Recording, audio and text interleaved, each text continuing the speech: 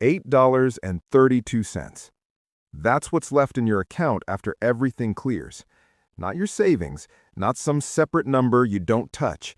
This is it. You refresh the app, even though you already know it won't change. You stand in line at a grocery store, doing quiet math in your head. If you get the good coffee, something else has to go. So you put it back. You always put something back. You tell yourself it's temporary, that once you make more money, this constant calculation will disappear. No more second guessing, no more checking your balance before every decision, no more low-level stress humming in the background of your life. Just ease, just freedom. That's the deal you've made in your head. More money equals a better life. But here's what nobody explains to you at this stage. The numbers do go up, the stress changes, the decisions get bigger. But the feeling you're chasing, it doesn't move the way you think it will. Because what actually changes isn't just your bank balance, it's your relationship with money, your relationship with time, and eventually, your relationship with yourself. And the higher you go, the less obvious those changes become. So the real question isn't how much money you make, it's what that money turns you into. Level 1. Survival Mode. $0 to $10,000. This is the level where money is never abstract. It's not a concept, not a strategy, not even a plan. It's immediate, physical, always present. You feel it in the smallest moments, when your phone buzzes and you hesitate before opening your banking app, when a bill comes in slightly higher than expected and it throws off the rest of your week, when you stand in an aisle comparing two nearly identical products, trying to justify the extra few dollars, and almost always deciding against it. Nothing feels stable here. Even when things are technically fine, they don't feel fine. There's always a quiet pressure running underneath everything, like something could go wrong at any moment. And if it does, you already know there isn't much room to absorb it. You start negotiating with yourself constantly. Maybe you delay that payment by a few days. Maybe you skip going out this weekend. Maybe you move a little money into savings just to feel in control, then move it back when reality catches up. It's a cycle that doesn't look dramatic from the outside, but it's exhausting to live inside of. At this level, every number carries weight. A small win feels bigger than it should. A small loss lingers longer than it should. You're not thinking about investing or multiplying money.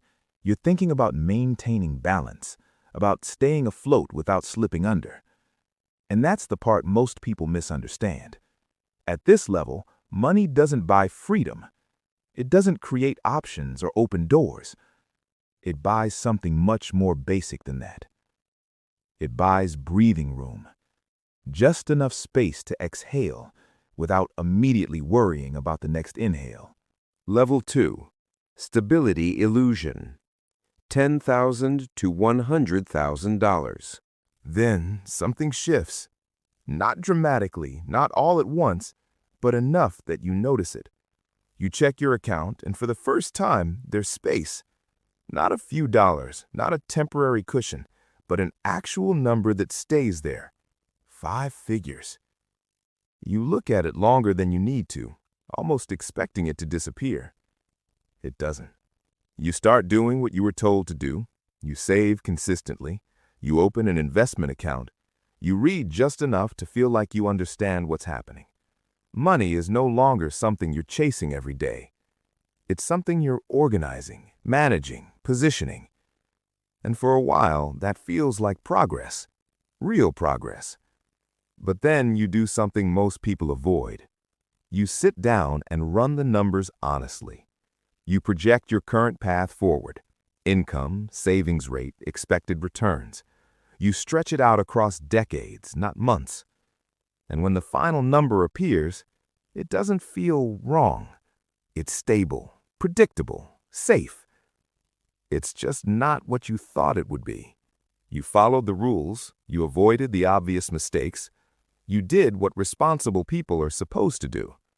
So why does the outcome feel underwhelming? That's when the discomfort starts. Not panic, not stress, just a quiet realization that something about this path doesn't scale the way you assumed it would. That effort and outcome aren't as tightly connected as you believed. Nothing is broken. Everything is working exactly as designed. And that's the problem, because now you're left with a question you didn't expect to ask this early. If this is the right path, why doesn't it feel like it leads where you actually want to go? The leverage awakening, $100,000 to $1 million. This is where things start to feel different. Not easier, not lighter, but more intentional. You're no longer just saving money. You're trying to build something with it. A side project that begins quietly, almost as an experiment. It makes a little at first, then a little more.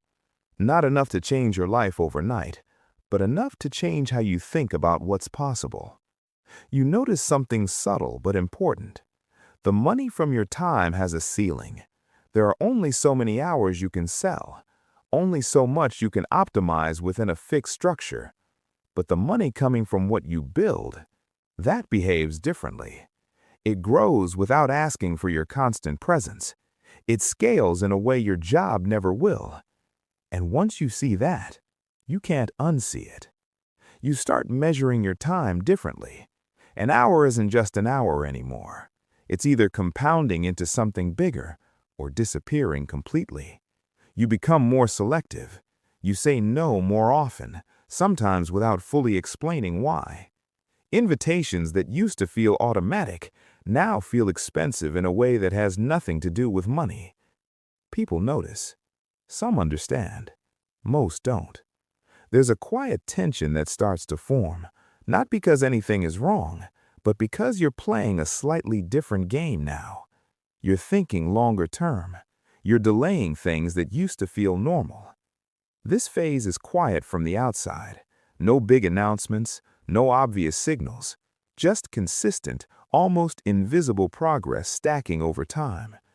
Income from multiple places, assets starting to carry some of the weight, a sense that you're no longer entirely dependent on a single source. And somewhere in the middle of that, your identity shifts. You stop seeing yourself as someone who earns money. You start seeing yourself as someone who builds it. The Millionaire Reality, $1 million to $10 million.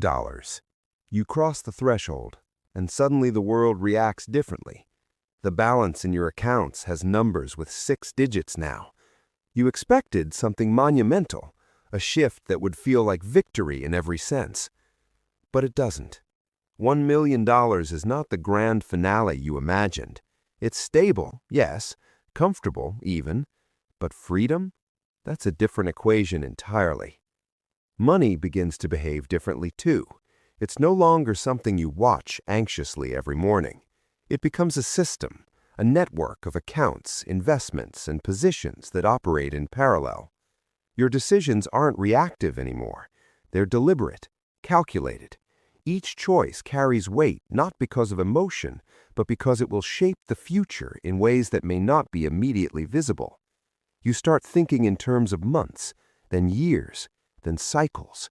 You start seeing the patterns others can't. At this stage, your relationships also shift. You have fewer of them, but they are sharper, more intentional. You meet people who operate in rooms you've only read about. Meetings with investors, partners, people whose decisions ripple across industries. Not celebrity rooms, not for show, but rooms where strategy, opportunity, and influence are quietly exercised. And when you're in them, you realize it's not status, it's leverage.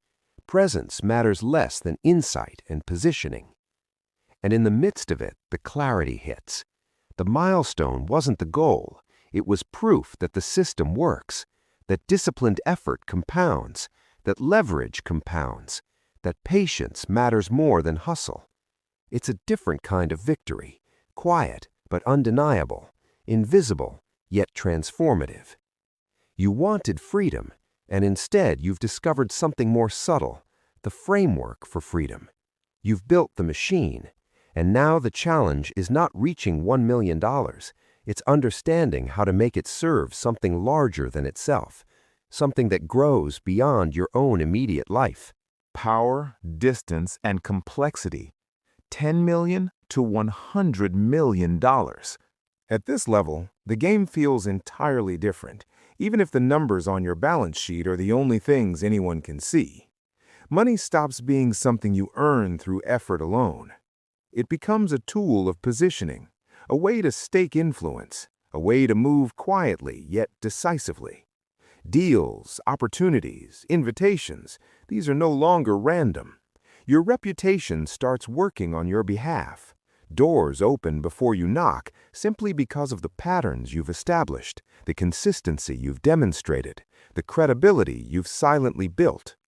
Decisions ripple outward, often touching people you've never met, affecting outcomes you might never witness. And that's when you begin to understand. Power isn't in the money itself, it's in what it allows you to shape without being present. But this power comes with costs that nobody advertises. You notice the emotional distance first. You care, but in a different way. Losses don't devastate the way they used to. Gains don't exhilarate the way they used to. Relationships shift too. Friends and peers exist at a remove because their lives, their concerns, no longer intersect with the stakes you navigate daily. Some will envy you. Some will misunderstand. Some will fall away quietly. Social isolation isn't a consequence of arrogance. It's a natural byproduct of the terrain you occupy. Moral ambiguity creeps in where simple right and wrong once sufficed. Decisions that once seemed trivial now carry ethical weight, affecting hundreds or thousands.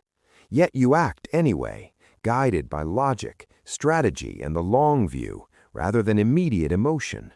You think in cycles now. Economic cycles, demographic cycles, infrastructure cycles, seeing patterns that most people never notice, let alone act upon. Allocating capital, timing decisions, positioning resources becomes more crucial than chasing incremental earnings. Your focus shifts from accumulation to orchestration.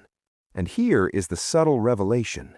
Money at this stage stops changing your personal life. It stops buying comfort or immediate happiness. Instead, it changes your reach, your ability to influence, your capacity to participate in decisions that shape industries, communities, even regions. You see the world not in dollars, but in leverage, positioning, and consequence. You understand that the most valuable currency is not money at all. It's clarity, presence, and the ability to act decisively in spaces few ever occupy. It's a quiet kind of power, invisible to most, yet profoundly shaping everything around you. $7.89. That's what's left in the account of someone just starting out, standing in line at a grocery store, calculating every choice, wondering how to stretch a few dollars into survival. You could be that person. You could also be the one who, decades later, reads that number and remembers it not as shame or limitation, but as the quiet starting point of everything that follows. Because the truth isn't in the dollars, it's in the transformation.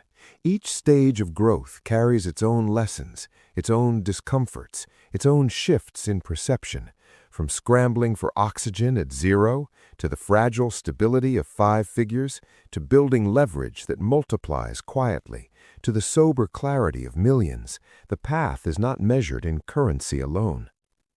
It is measured in decisions, in patience, in restraint, in learning to value time and judgment over immediate reward.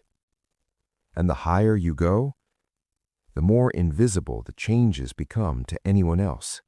Relationships recalibrate, time itself gains weight, moral clarity blurs in places where the stakes are vast. You are no longer simply living life, you are shaping it, often at a remove from the people and routines that once defined you. Simplicity becomes complexity. Closeness gives way to strategic distance. When you step back, it becomes clear. The numbers grow, yes, but the more profound transformation is unseen, internal, almost imperceptible to anyone watching from the outside. The real change is who you become in the process, and sometimes, softly, the price of that growth is measured not in dollars, but in the distance between who you were and who you had to become. The numbers grow, but so does the distance between who you were and who you had to become.